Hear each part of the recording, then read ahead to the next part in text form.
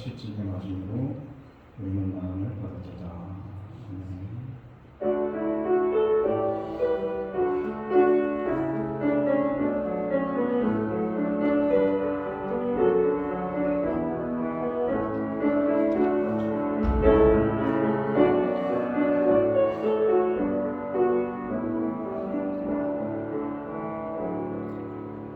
고난주간 시작되는 오늘 정묘주일을 맞이해서 오늘도 주님께 나와서 주님의 귀하신 보혈과 주님의 찢겨진 살을 기념하면서 오늘도 우리가 그 주님의 귀한 사랑을 오늘 함께 나눕니다.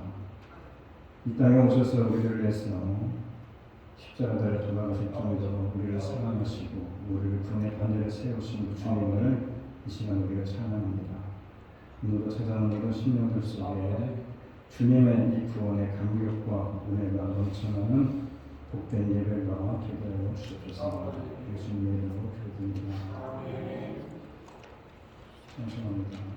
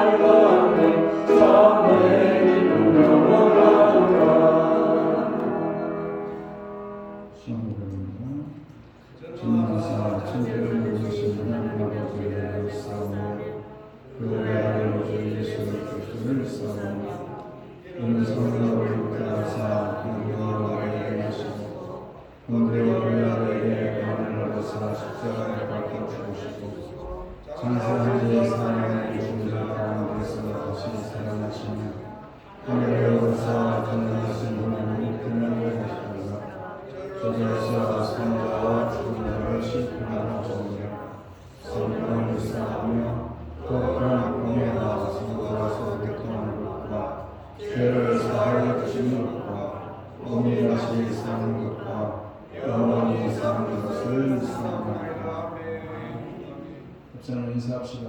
잘 오셨습니다. 인사합시다.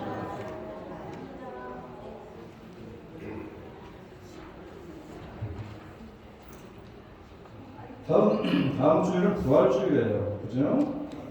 온 가족이 나서 함께 예배기로 합니다. 그리고 성례식이 있어요. 성례식이라는 것은 성찬과 더불어서 세례식을 얘기합니다.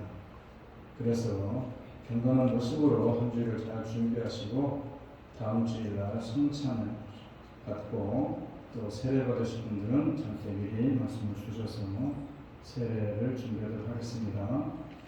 부활절 새벽 연합 예배가 그간 4년 동안 드려지지 못했는데 팬데믹으로 인해서 올해부터 새롭게 시작합니다. 그래서 이 지역의 교육절 연합회 주관으로 한미 연합감리교에서 새벽 6시에 있습니다. 올해 교육절 연합회 회장이 한미 연합감리교의 이지성 목사님입니다. 그래서 항상 부활절 연합 예배는 회장이 계신 그 교회에서 그분이 설교하시고 그분 교회에서 대접을 하고 그래서 6시에 새벽 6시에 한미에서 교제 연합을 드립니다. 이번 주간은 고난 주간입니다. 그래서 특별 새벽 기도가 내일부터 한 주간 동안 있겠습니다. 성 금요예배를 드립니다. 우리가 매년마다 드리는 건데 시간은 아침 10시 30분에 수요 예배 드리듯이 드리겠습니다. 그 대신에 수요 예배는 없습니다. 그렇게 하시고 성 금요예배에 나오셔서 함께 예배해 주실 겁니다. 그리고 오늘 친교 시간, 친교를 아주 준비를 많이 했어요. 오늘 교회에서. 그런데 또 떡도 하셨습니다. 우리 한민자 권사님께서 떡을 하셨어요. 떡을 해주신 그 분께 박수를 줍니다. 고맙습니다. 떡도 먹고, 하여튼 마음이 남는 좋습니다. 찬양하면서 하는 것 같습니다.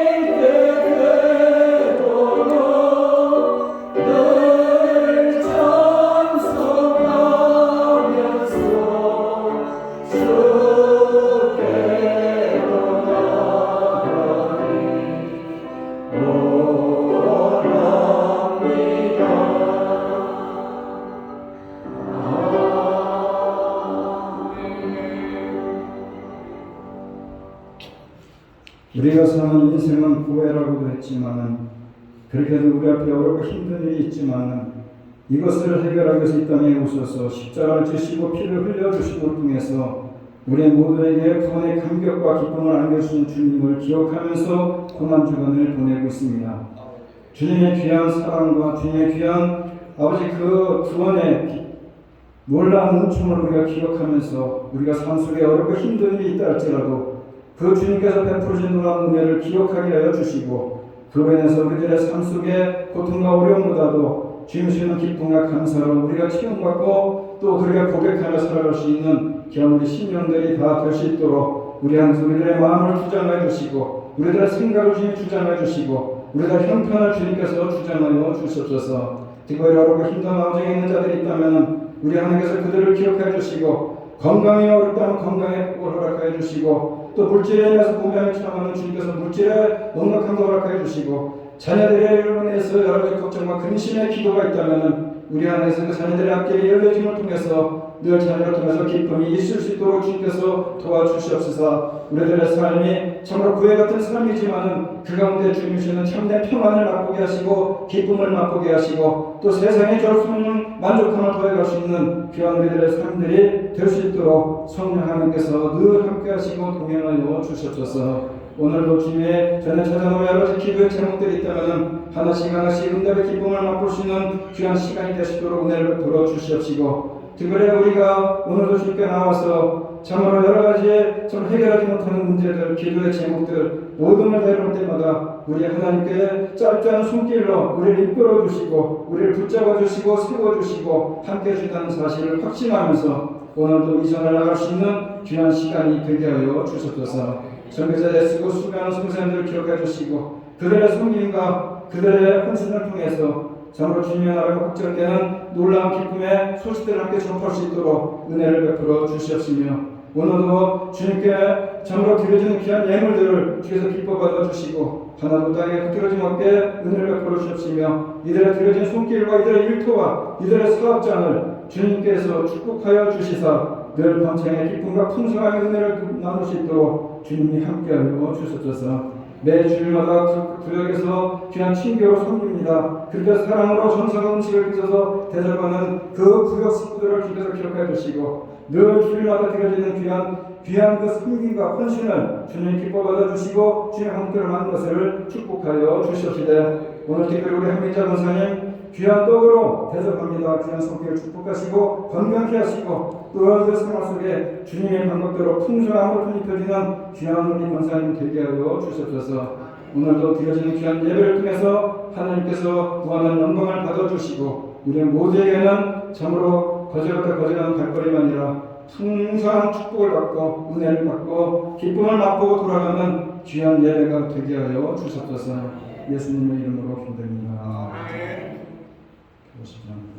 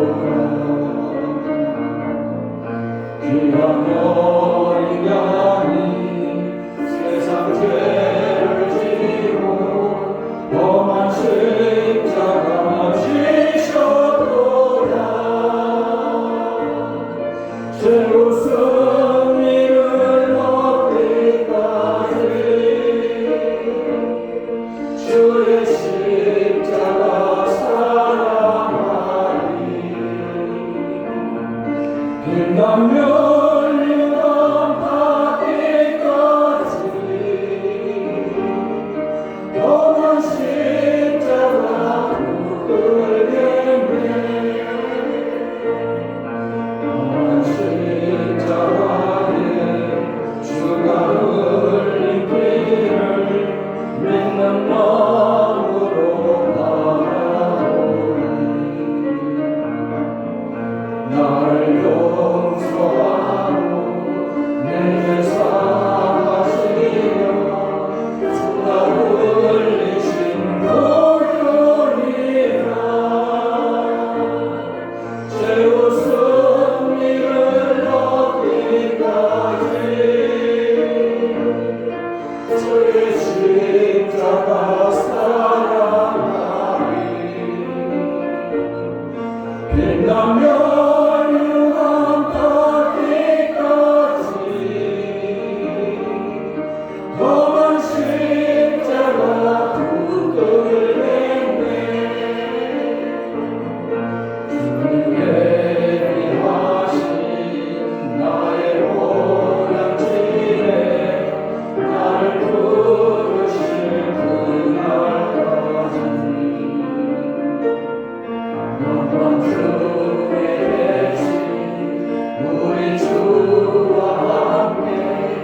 내가 죽도록 충성하리 최후 승리를 얻기까지 주의 십자가 사랑하리 빛나며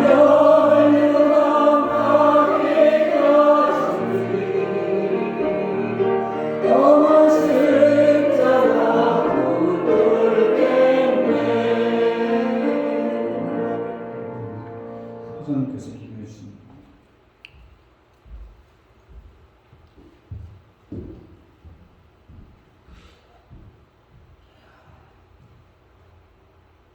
사랑과 은혜가 동성하신 아버지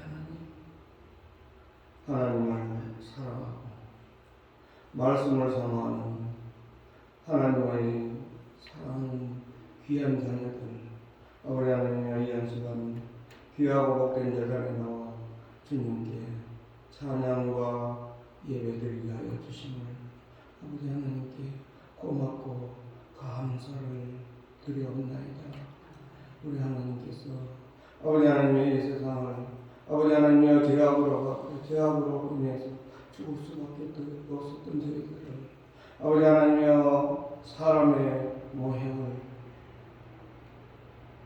있고 아버지 하나님 이 땅에 오셔서 십자가에 못 박혀 죽으시기까지 저희들을 사랑하여 주신 하나님의 그 무한한 사랑을 아버지 하나님 감사하며 찬양하는 저희들 심령 되게 하여 주시옵소서.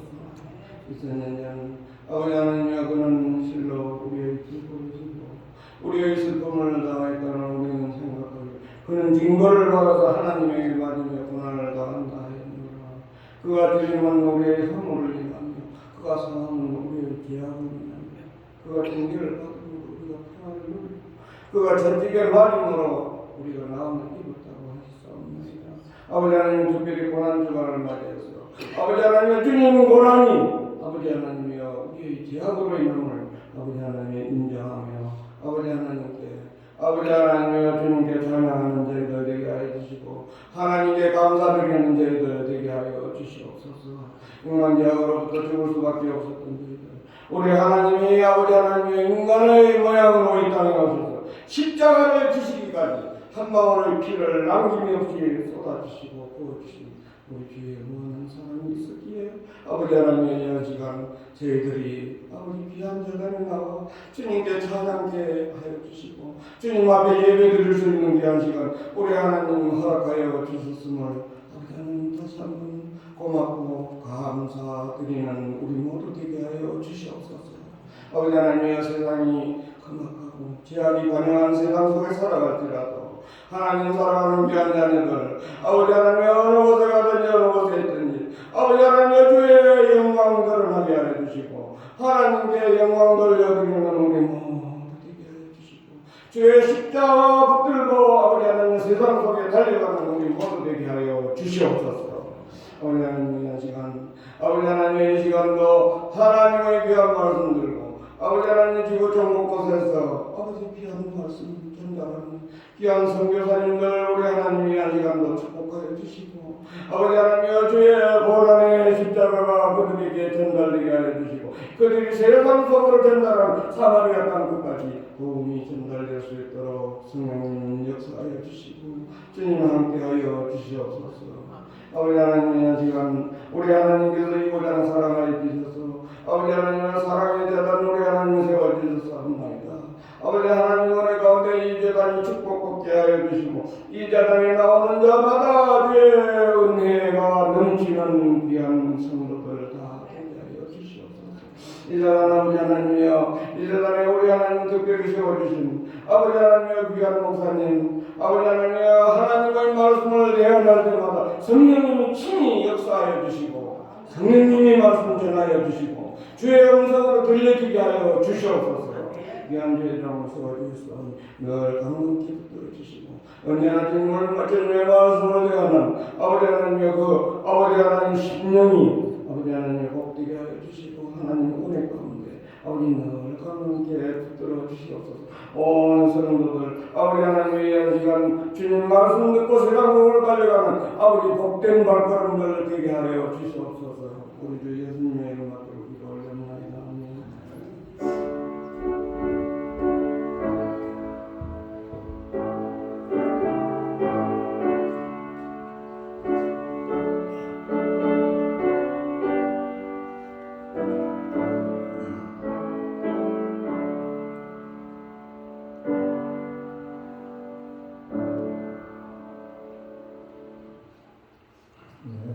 고맙습니다. 오늘 말씀은 마가복음 11장 7절부터 10절까지를 봅니다. 마가복음 11장 7절부터 10절까지를 공독합니다. 나귀 새끼를 예수께로 끌고 와서 자기들의 겉옷을 그에 얹어놓으니 예수께서 타시니 많은 사람들은 자기들의 겉옷을 또 다른 이들은 들에서 된 나뭇가지를 길에 펴며 앞에서 가고 뒤에서 따르는 자들이 소리 지르되 호산나 찬송하리로다 주의 이름으로 오시느니라. 찬송하리로다 오는 우리 조상 다윗의 나라리라. 가장 높은 곳에서 호산나더라. 아멘. 오늘 종료주일입니다. 고난주일이라고 하는데 예수님이 십자가를 지시기 위해서 이 땅에 오신 겁니다. 3년의 공생을 통해서 제자들을 모으고 제자들에게 같이 등록문학하시면서 천국 복음을 전하시면서 많은 이들에게 표적과 기사를 돌려주시면서 하나님의 나라를 이 땅에 끌고 오셔서 그 나라를 통치하신 분이 누구인지를 보여주신 그런 분이 이제 이 땅에 오셔서 가장 클라이막스인 십자가를 지시기 위해서 예루살렘에 입성하는 그런 내용입니다. 우리가 교회를 다닌다고 하면서도 잊어버리기 쉬운 내용들이기 때문에 제가 한번 정리를 해봤습니다. 물론 이 마가복음 11장부터 이 종료주일의 고난주간 시작되면서 예수님의 고난이 시작되는 그런 이야기가 마가복음 11장부터 시작하고 마가복음 16장까지 있습니다. 참고로 말씀드리면 마태복음 21장부터 시작합니다. 마태복음 28장까지 있습니다. 누가복음 24장까지 했는데 그 얘기가 19절부터 시작됩니다. 요한복음은 21장까지 있습니다. 그죠? 그런데 12장부터 이 예루살렘 입성에 대한 얘기가 나옵니다. 제가 무슨 말씀을 드리고자 하니까 공간구별론이라는 것은 예수님께서 이 땅에 오셔서 직접 행하시고 전하시고 또 가르쳐 주신 내용들을 그 제자들이 성령의 감동함으로 받아 적은 게 공간구별입니다. 마태, 마가, 누가, 요한. 그런데 제가 몇 장까지 있는 복음에 몇 장부터 시작한다 이런 말씀을 굳이 한 것은 이 성경에서 고난주간에 관한 기사가 3분의 1을 차지합니다. 그만큼 고난주간에 있어진 일들이 예수님이 이 땅에 오신 가장 큰 목적이었고 가장 중요한 사건이었기 때문에 그렇게 3분의 1의 분량을 차지합니다. 물론 물론 예수님께서 예루살렘에 입성하셔서 많은 일을 하십니다. 그전에도 병자를 고치고 여러 가지 모병이와 기적을 비롯해서 많은 이적을 베푸시고 죽은 자를 살리시고 또 병든 자를 일으켜 세워주신 그런 이야기들이 많이 있지만은 고난주간부터 있어지는 그 사건들 속에는 물론 그런 일도 많이 있습니다. 우리 잘 아는 대로 혼인집 비유라든지 달란트 비유라든지 열처녀 비유라든지 천국 비유라든지 양과 염소의 비유라든지 삭개오 이야기라든지 가난한 과부 이야기라든지 또 고에서 성령님의 이야기라든지 아니면 예수님께서 직접 친히 가르쳐준 기도에 대한 얘기라든지 많은 이야기들이 물론 고난주간에 쭉 있었습니다. 많이 있습니다. 그럼에도 불구하고 제가 일주일 동안 행적을 간단히 찍어서 말씀을 드리려고 합니다. 왜냐하면 가장 중요한 것이 고난주간이고 가장 중요한 것이 십자가고 부활이기 때문에 그렇습니다. 그래서 예수님께서 오늘 예루살렘에 입성을 하십니다. 그리고 그 다음 날인 월요일날은 뭘 하셨느냐? 예수님께서 성전에 올라갔습니다. 성전에 올라갔으니까는 거기서 물건 파는 자들이 있고 만면이 내 기도한 중이다라고 했는데도 불구하고 거기서 너무 혼잡스러운 모습을 보면서 제사장과 결탁에 대해서 그런 상행을 하는 걸 보면서 성전을 뒤집어 엎어버립니다. 성전 정화작교회를 하죠. 그리고 나서 너무나 분노가 찼습니다. 그리고 나오는 길에 무화과나무를 딱 봤어요. 제자들하고 무화과나무를 저주합니다. 앞으로 열매가 없을 것이다. 무슨 얘기입니까? 타락한 성도들의 모습, 타락한 제사장의 모습에 분노하셨다 이런 얘기입니다. 물론 그래도 많은 얘기가 있습니다. 그 다음에 두 번째 날은 뭘 하셨습니까? 예루살렘 성을 이렇게 내려다보면서 우십니다. 예수님이 우셨다는 기록이 나와요. 그런데 왜 우십니까? 이 예루살렘 성전에 있는 사람들이 앞으로 40년 후에 일어날 일들을 까맣게 모르고 지금 허랑망탕하게 생활하는 그런 모습을 보면서 안타까운 심정으로 우시는 겁니다. 그리고 예수님께서 십자가 달려 골고다 언덕으로 올라갈 때에 따르는 여자들이 울을 때에 여자들이여 울지 마라. 나를 위해서 울지 말고 너와 너희 자녀들을 위해서 울어라. 이런 얘기를 하십니다. 왜냐? 앞으로 40년 후에 일어날 일을 아시기 때문에. 실제적으로 40년 후에는 AD 70년에 디도 장군이 로마의 디도 장군이 와서 싹쓸이를 해버립니다. 110만 명 죽여버리고 성전은 산산이 부서져버립니다. 그리고 수요일 날은 예수님 좀 쉬십니다. 예수님이 쉬시는 가운데도 가론제단은 예수님을 팔비에서 여러 가지 흥정을 하러 다닙니다. 목요일 날은 무슨 일이 벌어집니까? 목요일 날은 예수님께서 제자들에게 발을 씻어주십니다. 그리고 내가 너희들을 사랑하되 끝까지 사랑하겠다라고 말씀을 합니다. 왜냐? 세상에 남아있는 시간이 얼마 안 된 줄을 아시기 때문에.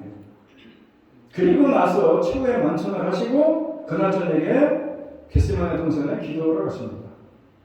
그리고 금요일 날은 무슨 일이 벌어집니까? 아침에 바야바 법정에서 재판을 받으시고 빌라도 법정으로 넘기셔서 거기서 십자가형을 받고 그리고 가시면을 쓰시고 십자가를 쓰시고 골고다에 올라가서 아침 9시, 9시에 십자가에 6시에 십자가 달려서 십자가 달려서 9시에 다시 말해서 오후 3시에 십자가에서 돌아가십니다.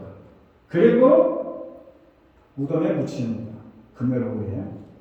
그리고 그 토요일 날은 안식일입니다. 다 쉬는 날이에요. 연하나 다 쉬는 날이에요. 그리고 무덤에 계시다가 주일 아침에 새벽에 부활을 하십니다. 성경에서 말씀하신 대로 3일 만에 부활하신 거죠.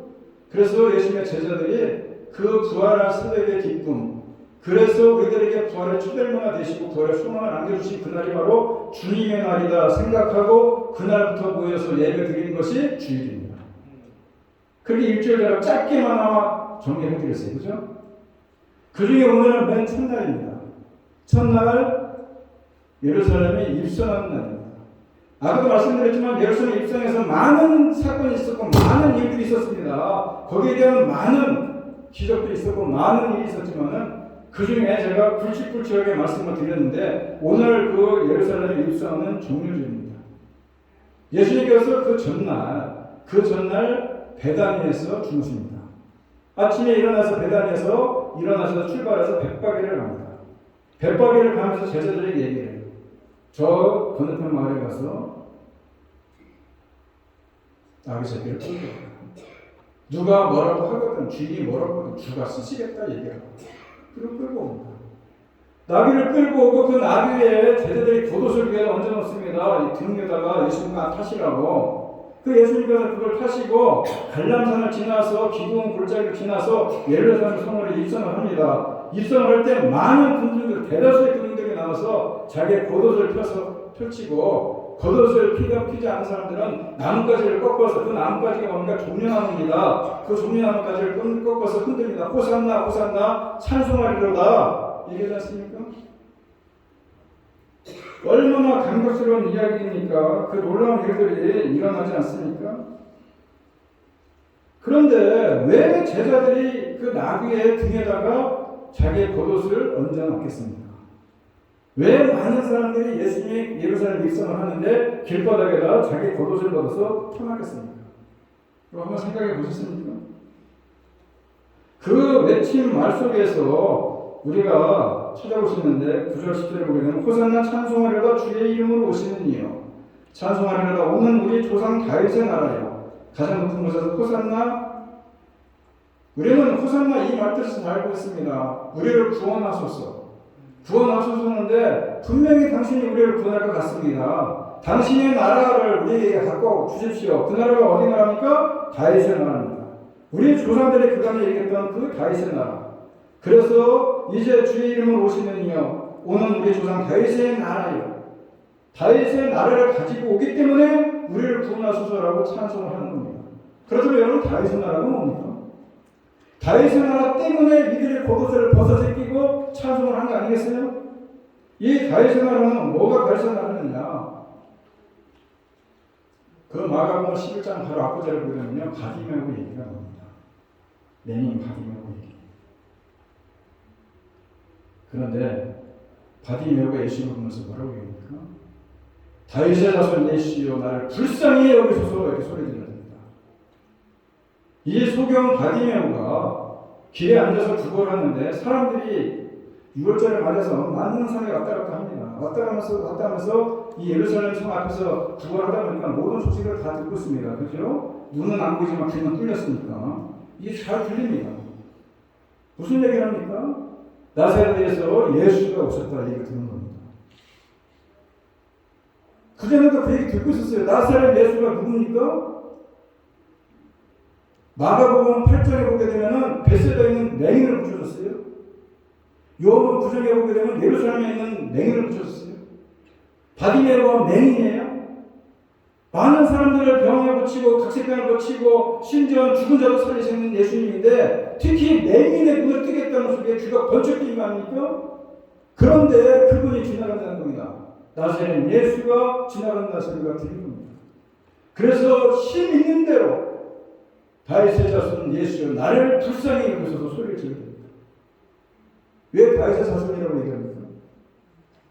사무엘하 10장 10절 보게 되면 다윗 언약이라고 나옵니다. 다윗 언약이라는 얘기가 어떻게 보면 참 중요한 얘기인데 다윗의 자손에서 메시아가 오시겠다. 다시 말해서 다윗의 자손을 세워서 그의 나라와 그의 왕권이 영원히 경고하시겠다라고 다윗과 약속한 하나님의 약속이 다윗 언약입니다. 그런데 다윗의 자손이라는 것은 솔로몬을 얘기하는 게 아니에요. 물론 다윗의 아들이 솔로몬이에요. 그런데 그 다윗의 자손, 다시 말해서 솔로몬으로 이어지는 유다 왕국이 언제 망합니까? BC 586년에 바벨론에게 깡그리 망합니다. 완전히 초토화해버려요. 시디기야 왕 때. 그래서 시디기야로 끝나버립니다. 다윗의 왕조는 거기서 끝나버립니다. 그렇다면 사무엘하 7장 12절에서 말씀하는 다윗 자손은 누구를 얘기하느냐? 예수 그리스도를 지칭하는 얘기예요. 예수 그리스도를 지칭하는 얘기. 그런데 놀라운 사실은 바디메오는 눈을 감고 있어요. 보이지 않는 사람이에요. 그런데 눈뜬 사람이 뭐라고 얘기합니까? 여기 지금 나사렛 예수가 지나간다 얘기합니다. 나사렛 예수가 지나간다. 눈뜬 사람들은 나사렛 예수라고 얘기를 해요. 그런데 여러분 잘 아시다시피 나사렛 예수는요 한 수 아래로 보는 게 나사렛 예수라는 소리예요.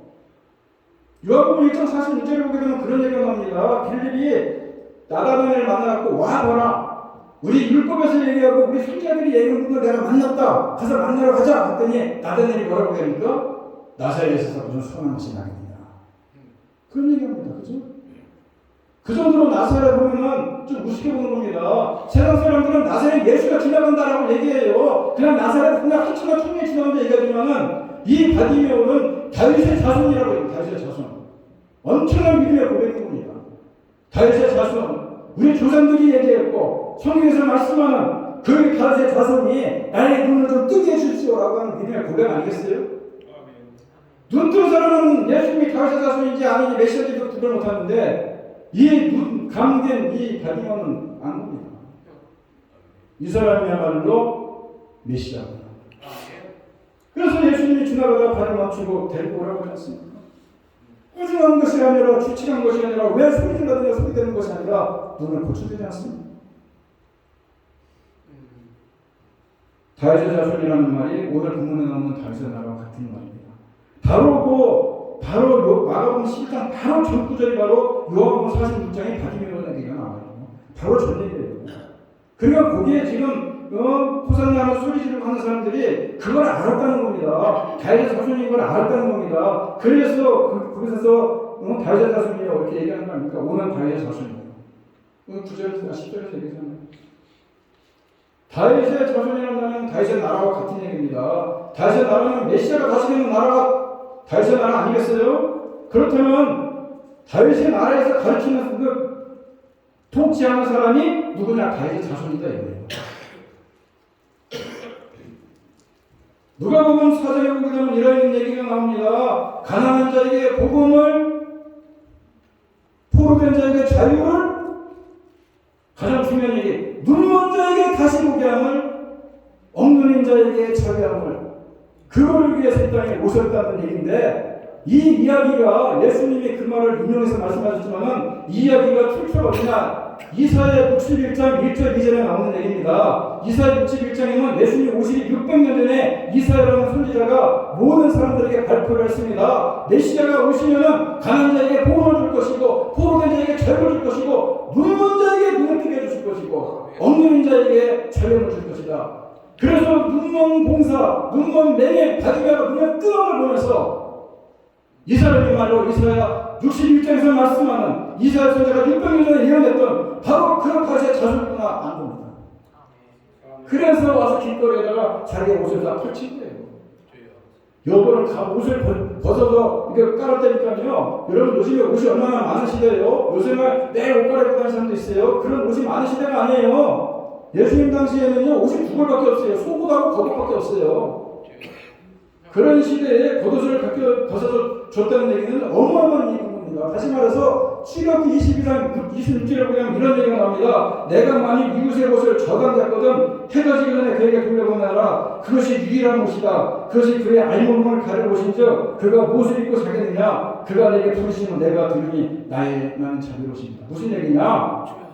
이웃이 옷을 저당 잡았으면 해가 지기 전에 주라는 얘기입니다. 옷이라고는 속옷과 겉옷밖에 없는데 겉옷을 돈 내서 저당 잡았으면 저녁에만이라도 돌려주라는 겁니다. 왜냐? 이 겉옷이 이불이에요. 이불. 그 추운 지역에서 겉옷이 없으면 밤에 떨면서 삽니다. 떨면서 살면서 누구 원망하겠어요? 저당 잡은 사람 원망하지 않겠어요? 그럴 때 주님께서는 자기 옷을 입기 때문에 저당 잡은 자를 벌내리겠다. 이 얘기가 출애굽기 22장 26절에 나오는 얘기입니다. 그만큼 겉옷이 재산문을 이룹니다. 바디메오가 예수님께서 오라고 하니까 손을 들고 겉옷을 집어 던지고 너무나 기쁘는 마음에 예수님께 쫓아갔다고 나오잖아요. 겉옷이라면 자기 모든 걸 다 드린다는 얘기예요. 자기 모든 걸 다 드렸어요. 지금 그 많은 사람들이.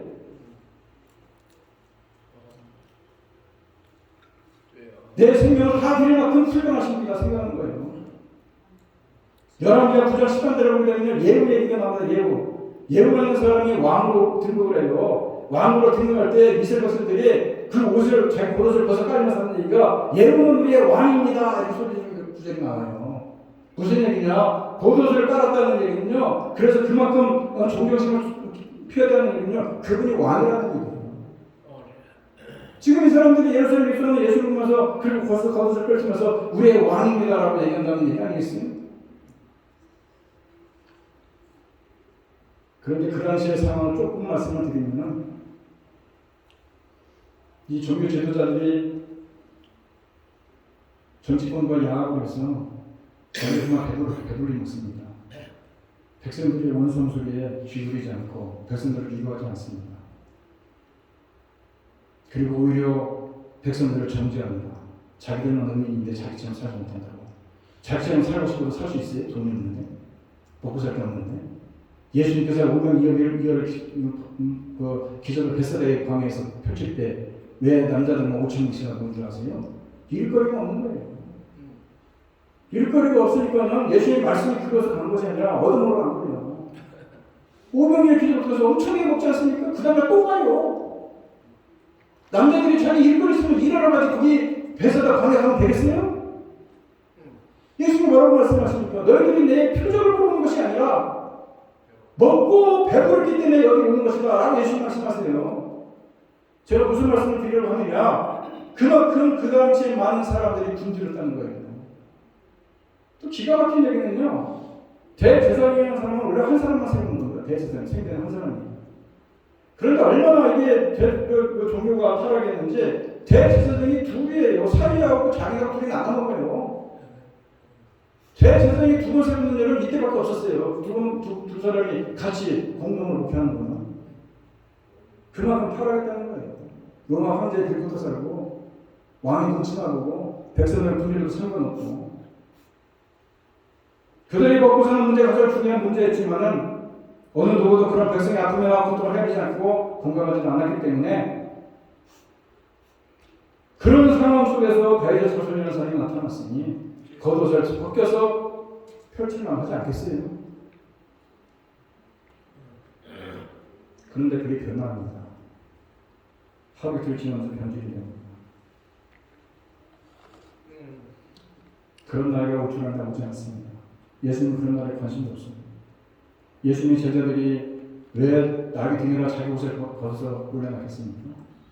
예수님의 제자들이 예수님과 함께 예루살렘에 올라가는 중에 마가복음 10장에 보면 그런 얘기 나와요. 당신의 나라가 임할 때에 나는 우편에 나는 왼편에, 당신이 이 나라의 정권을 하면 나는 오른쪽에 우정에 나는 좌회전에, 이런 얘기 싸우고 올라가요.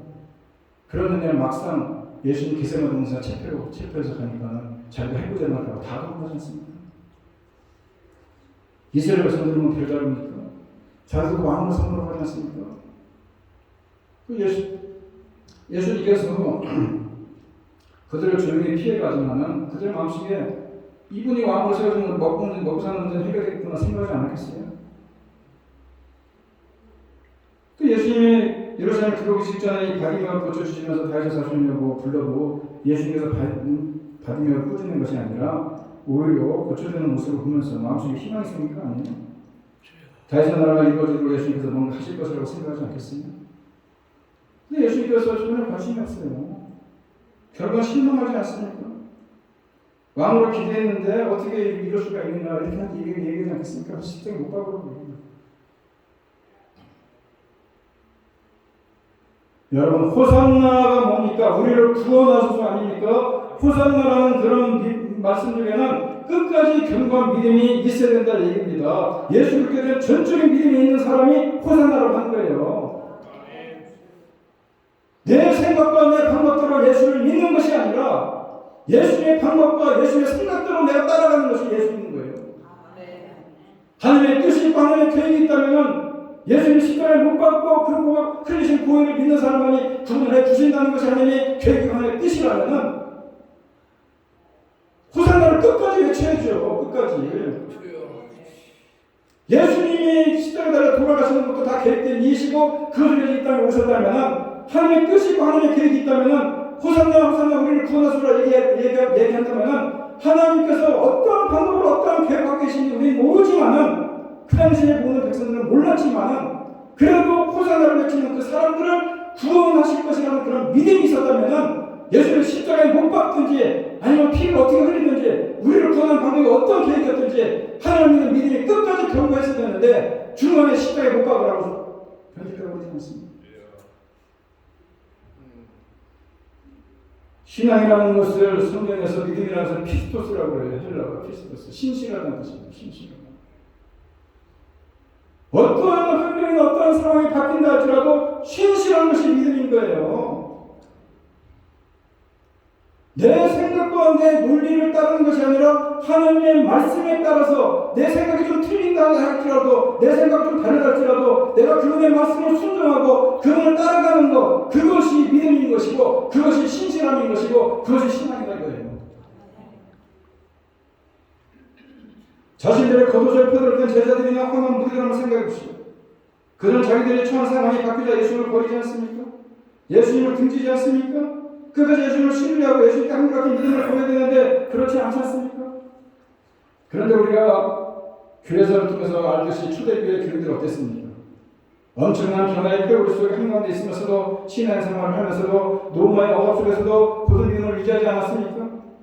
그들은 목숨을 걸고 신앙을 지켜내지 않습니까?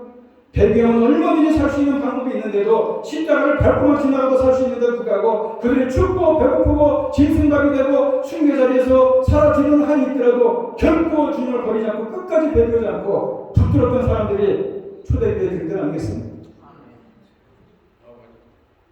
그들의 신앙 생각은 오늘 우리가 편안하게 신앙생활을 하고 있다는 것이 부끄럽기도 하고 도전이 되지 않습니까? 나는 주님을 위해서 얼마나 포기했느냐? 내가 주님을 위해서 얼마나 부인하지 않고 신앙을 살고 있느냐? 오늘 우리들의 신앙이 누구를 더 닮았다고 생각이 되십니까? 동문에 나오는 이 종려가지를 흔들고 자기 옷을 겉옷을 펼쳐서 벗어서 펼치는 그 당시에 그 무리들입니까? 아니면 초대교회 성도들입니까? 한때는 자신의 전부와 다름없는 구도까지 벗어서 주님을 맞이했지만 상황이 바뀌니까 주님을 배신한 제자들이나 군중들의 모습이고 우리들의 모습은 아닙니까?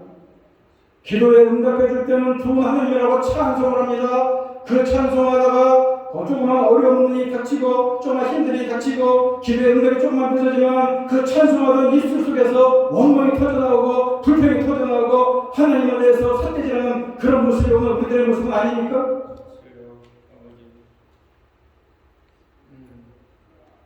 주님께서 내 무슨 은혜에 감격했을 때는 내가 모든 것을 다 드릴 것처럼 그들이 얘기하는 배고파 겉옷을 다 벗어서 드릴 것처럼 보이다가도 조금만 수가 틀리면은 이기적인 모습으로 돌아서는 것이 우리들의 모습은 아닙니다. 신앙은 한결같아야 되는 겁니다. 변함이 없어야 되는 겁니다. 신앙은 성숙해야 되는 것입니다. 환경 때문에 흔들리지 말고 감정 때문에 흔들리지 말고 또 여러 가지 문제로 인해서 이런저런 일로 인해서 흔들리는 것이 아니라 나를 위해서 십자가를 지고 주님을 위해서 내 겉옷을 벗어줄 수 있는 그런 마음이 여러분 가운데 있느냐 입니다. 그리고 더 중요한 것은 그런 믿음과 마음을 끝까지 갈 수 있는 겁니다.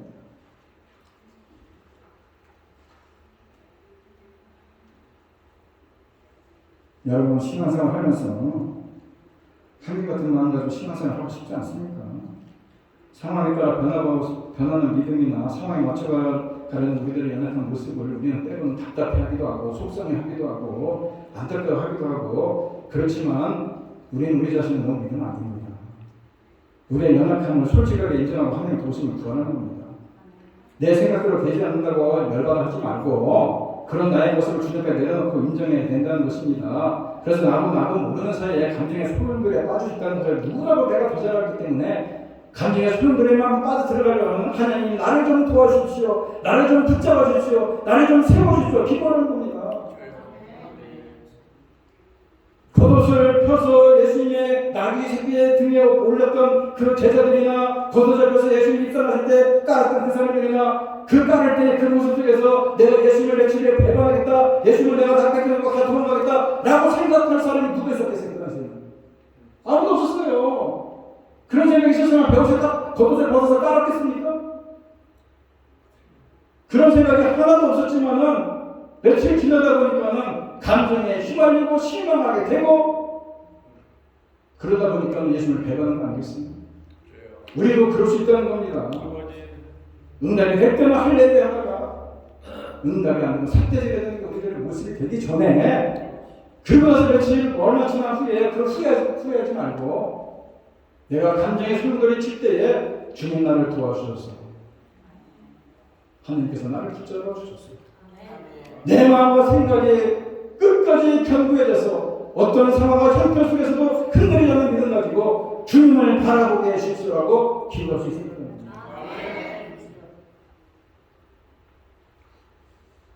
자신들의 연약함을 보지 못했기 때문에 예수님을 배반하고 예수님을 등졌던 그런 사람들이 아닙니다. 우리들의 연약함을 바라보면서 하나님께 도우심을 구하면서 우리 연약한 사람들이에요. 전해야 됩니다. 인정할 거 인정하고 하나님께 간구하면서 우리가 믿음의 창고로 붙잡으면서 살아가는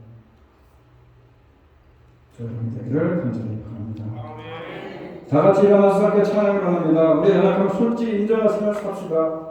겉옷을 배워드린 그 신앙이 변함없는 신앙이 되도록 하나님의 도우심을 구하면서 그런 연약한 우리를 하나님께 맡기는 믿음으로 살자 이런 얘기예요. 그래서 우리를 하나님께 맡겨드리면 하나님께서 우리를 붙잡아 주실 겁니다. 하나님의 손은 짧지 않습니다. 그 손으로 우리가 어떤 형편이었든지 어떤 처지였든지 어떤 환경이었든지 큰 일에는 믿음이 있다면 주님께서 우리를 붙잡아 주실 것이고 그래서 우리가 끝까지 주님 오실 때까지 변치 않은 믿음 가지고 가셨다는 사실을 기억하면서 오늘 종려주일을 맞이하면서 종려가지를 흔들고 자기의 겉옷을 벗어서 펼쳤던 그 정말 변화무쌍한 그런 무리들이 되지 말고 끝까지 주님 오실 때까지 결코 흔들리지 않는 믿음 가지고 때로는 주님께 도우심을 구하고 때로는 주님의 손을 붙잡으면서 주님을 바라보면서 끝까지 승리하는 저희가 되기를 바라면서 오늘 이 찬양을 함께 하기로 합니다.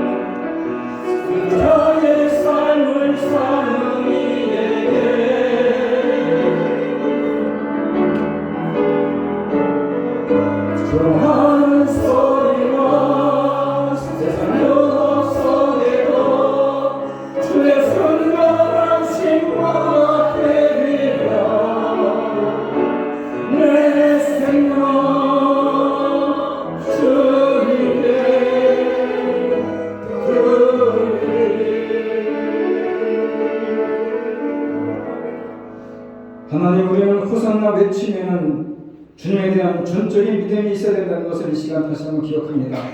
나의 방법이 아니라 하나님께서 그분의 뜻하시고 계획하신 대로 호산나 외치는 자들을 구원하신다는 그 믿음 가지고 나의 기대와 방법을 예수를 믿는 것이 아니라 예수님의 기대와 예수님의 방법을 의지하며 살아가는 통해서 우리가 변치 않은 믿음 가지고 주님 다시 오실 때까지 우리가 흔들리지 않은 믿음 가지고 견고한 믿음 가지고 주님만을 바라보기로 이 시간 다시 한번 다짐합니다. 주님께서 연약한 우리를 붙잡아 주시고 우리를 흔들 때마다 주님께서 세워주셔서 결코 흔들리지 않은 믿음 가지고 주님 오실 때까지 우리가 주님 나라에 갈 때까지 견고한 믿음 가지고 살아갈 수 있는 우리 모든 시민들이 다 되어지게 하여 주셔서 이제는 우리 주 예수 그리스도의 은혜와 하나님 아버지의 극진하신 사랑과 성령님의 교통하심이 우리들의 믿음과 우리들의 마음을 끝까지 견고하게 하고 주님 다시 오실 때까지 흔들리지 않은 믿음 가지고 주님을 바라보기로 마음에 다짐하고 전을 나가는 주님의 귀한 성령천자들 머리머리 위에와